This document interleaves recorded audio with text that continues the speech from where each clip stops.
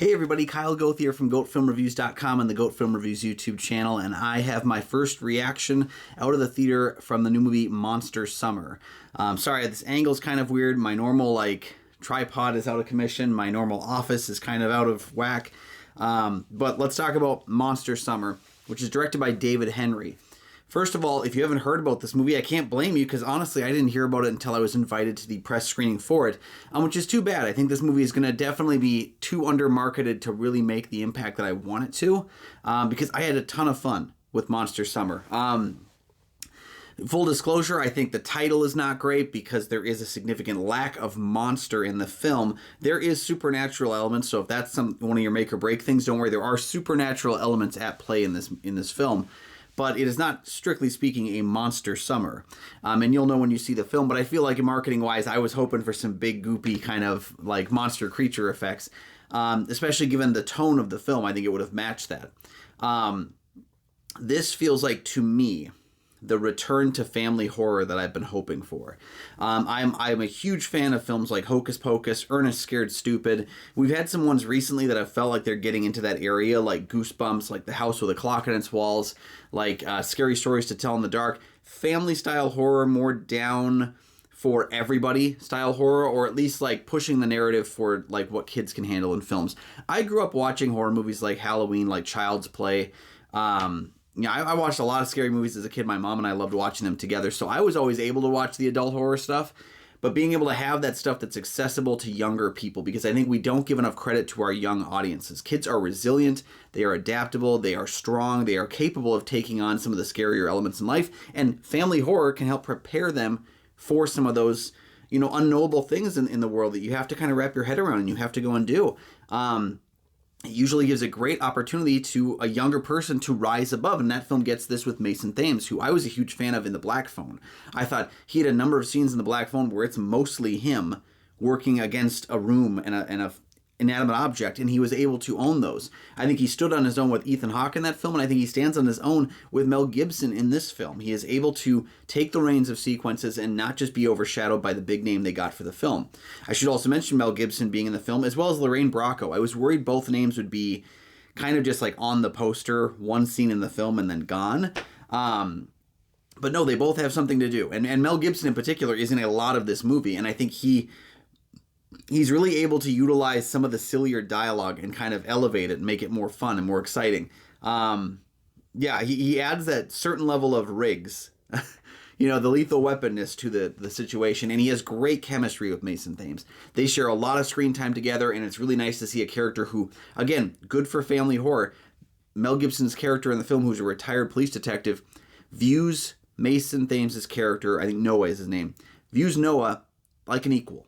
And I think that's an important element to have, is that he has this older person in his life who views him as an equal. And I think, again, those are the things that these genre films can really do, is they can give us this unknowable, story, this potentially spooky tale, and make it a lot of fun at the same time. Now, the movie has some solid direction, I think. The pace is nice. The pace keeps going. There are a couple of really good jump scares. Our theater had one in particular where the entire theater, adults and kids, kind of got taken aback in their chair, and it was fun. And then immediately after that happened, you'd think, again, a mostly younger audience just started laughing. They just started enjoying themselves because they were on a roller coaster ride. And I think that's what really works with this film.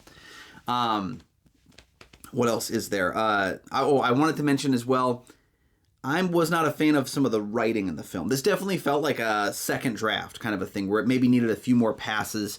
There are some lines of dialogue. In particular, I'll call out one scene, but this happens a few times in the film, where characters are kind of stating over-obvious things as if they don't expect younger viewers to understand what's going on. And again, I think that's underselling the younger viewers. There's one scene where Noah's character, Noah is basically passes out on hanging out with a friend of his, a friend who's hanging out with the girl that he likes. And because he doesn't want to, he doesn't want to be the third wheel there. He doesn't do that. His friend gets hurt, and then he goes to check on him the next morning, and he's hiding behind a cop car, and he overhears the mom saying, "I just wish somebody was with him to keep him safe." And it's directly meant, she's stating it just out into the ether, But really, as a filmmaking tactic, she's stating it so that he can hear it, so that he can know that he should have been there. And it was just so obviously not a realistic moment, not something that would happen in the moment.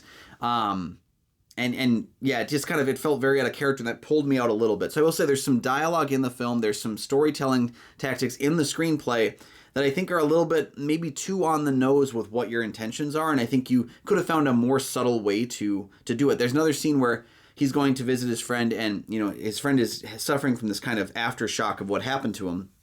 And he goes, "Here, I brought you your candies. They're your favorites." And he gives them to the guy, and the guy doesn't eat them, so he knows something's wrong. And I was like, you don't need to say, "Here is your candy, here is your favorite candy." Like, there's a way to show that within the narrative without kind of making it sound like, "Hello, John Thompson, you are my friend." That kind of dialogue where it's over-explaining things instead of using the film to explain things, using the storytelling tactics to explain things. And I know those are little, like, nitpick things, but they did overall have an effect on the narrative. But I had a lot of fun with this movie. It was a blast.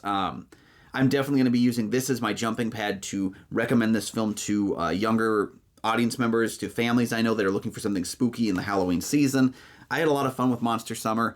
It's definitely flawed in some places, but the overall enjoyment factor was on display. So definitely check it out. I believe it opens in theaters October 4th. It's going to be probably a smaller, limited release, may open up bigger if more people go out to see it. So I would definitely recommend taking your family out to Monster Summer this weekend. Thank you so much for joining me for another first reaction here on the channel. You can find my written review for the film will be up over at goatfilmreviews.com. I might actually have it as the first in my 31 Days of Horror series.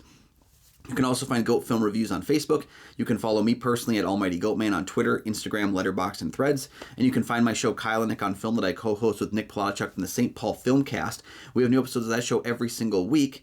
What else is there? Oh, there's a link in the description for the Minnesota Film Critics Alliance. You can check out critics' reviews as well as mine for this film and many others. Thank you so much for joining me, and have a spooky season. Let's go.